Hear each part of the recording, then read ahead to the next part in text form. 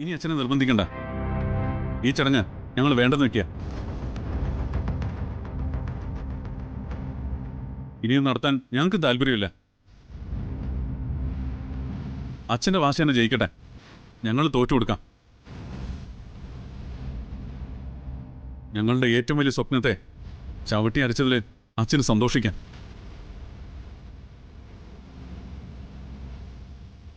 അച്ഛാ, നെല്ലിശ്ശേരിയിലെ സേതുമാധവന്റെ മകനായി വളർന്നതിൽ എനിക്ക് വലിയ അഭിമാനം ഉണ്ടായിരുന്നു. എന്നാൽ ഇന്ന് ഞങ്ങളുടെ ഈ ചെറിയ സന്തോഷം പോലും നടത്താൻ സമ്മതിക്കാത്ത ഈ വീട്ടിൽ ഇനിയും ഞങ്ങൾ താമസിക്കുന്നതിൽ എന്താ അർത്ഥം? ഒരർത്ഥവും ഇല്ല.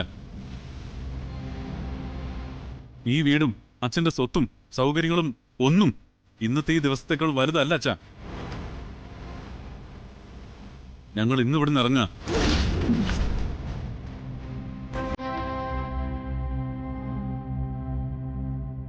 ഇങ്ങനൊരു തീരുമാനം എടുക്കുന്നതിൽ അച്ഛൻ ഞങ്ങളോട് ക്ഷമിക്കണം.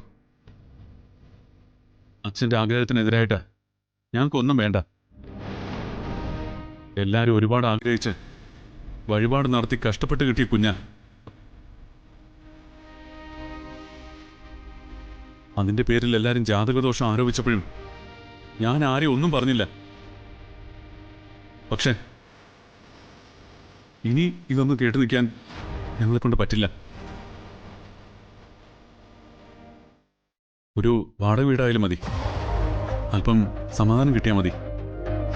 ജീവിതം സന്തോഷമായിട്ടങ്ങ് പൊക്കോളൂ. ഞങ്ങൾ അങ്ങനെ എവിടെയെങ്കിലും പോയി ജീവിച്ചോളാം. അച്ഛൻ്റെ കൺമുമ്പിൽ പോലും ഇനി ഞങ്ങൾ വരില്ല.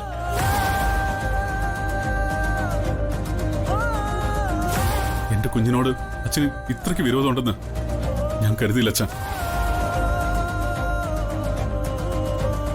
സഞ്ജു, ലക്ഷ്മി, വാ നമുക്കിറങ്ങാം. എവിടെങ്കിലും ഒരു വാടക വീട് കണ്ടുപിടിക്കണം. ഇനി അങ്ങനെയൊക്കെ മതി ഞങ്ങളുടെ ജീവിതം. എടാ,